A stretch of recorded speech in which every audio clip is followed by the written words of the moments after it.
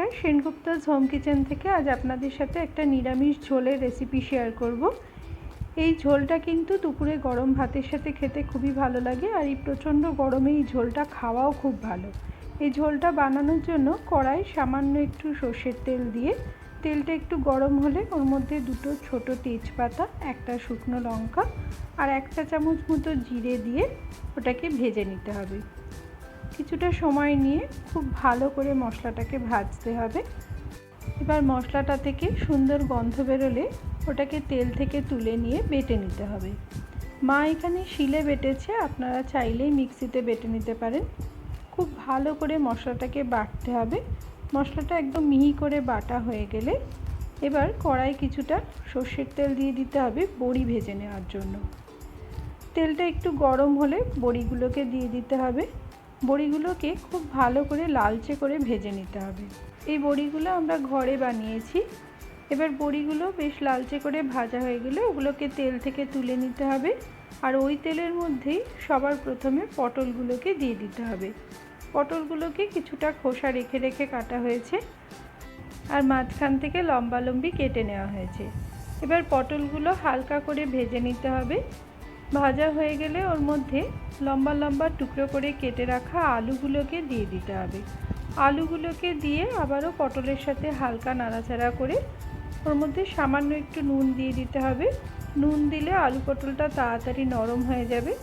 এবার হালকা হাতে নাড়াচাড়া করে ওর মধ্যে বড় বড় টুকরো করে কেটে রাখা বেগুন আর ছোট ছোট টুকরো করে কাটা ডাঁটাগুলোকে দিয়ে দিতে হবে। আবারও কিছুক্ষণ নাড়াচাড়া করে বড় বড় টুকরো করা ঝিঙে আর বড় বড় টুকরো করা লাউ দিয়ে দিতে হবে। যেহেতু প্রচণ্ড গরম তাই সবজিতে লাউটা রাখার চেষ্টা করবেন।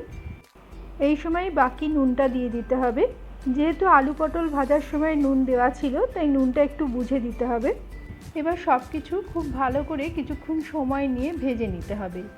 সবজিগুলো কিছুক্ষণ ভাজা হয়ে গেলে এবার ওর মধ্যে সামান্য একটু হলুদ গুঁড়ো, 1/2 চা চামচ মতো হলুদ গুঁড়ো দিয়ে সব সবজির সাথে হলুদটা খুব ভালো করে মিশিয়ে নিয়ে চাপা দিয়ে সিম আঁচে 5 মিনিট মতো রেখে দিতে হবে।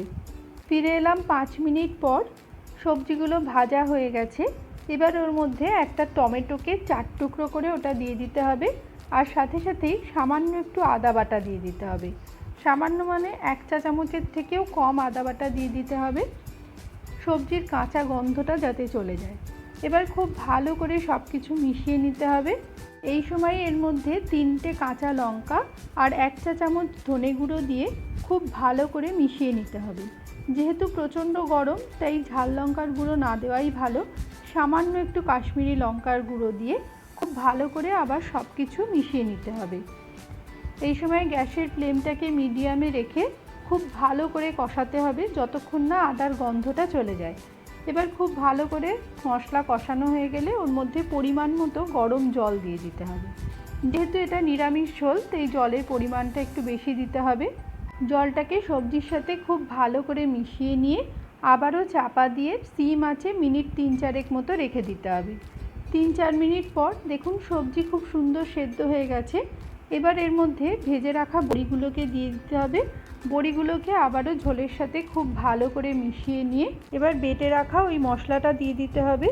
জিরে, তেজপাতা, শুকনো লঙ্কা ভেজে যে মশলাটা বেটে রাখা ছিল, এই মশলাটা কিন্তু ঝোলের স্বাদটাকে অনেক গুণ বাড়িয়ে দেয়।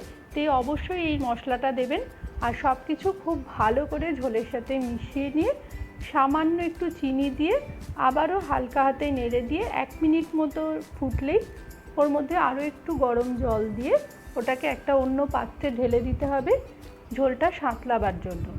ঝোলটাকে সাঁতলাবার জন্য কড়াটাকে পরিষ্কার করে ধুয়ে গ্যাসের ওপরে বসিয়ে অল্প একটু সর্ষের তেল দিয়ে তেলটা একটু গরম হয়ে গেলে ওর মধ্যে অল্প একটু 5 ফোড়ন, সামান্য একটু রাঁধুনি, শুকনো লঙ্কা আর 2টো ছোটো তেজপাতা দিয়ে খুব ভালো করে ভেজে নিতে হবে।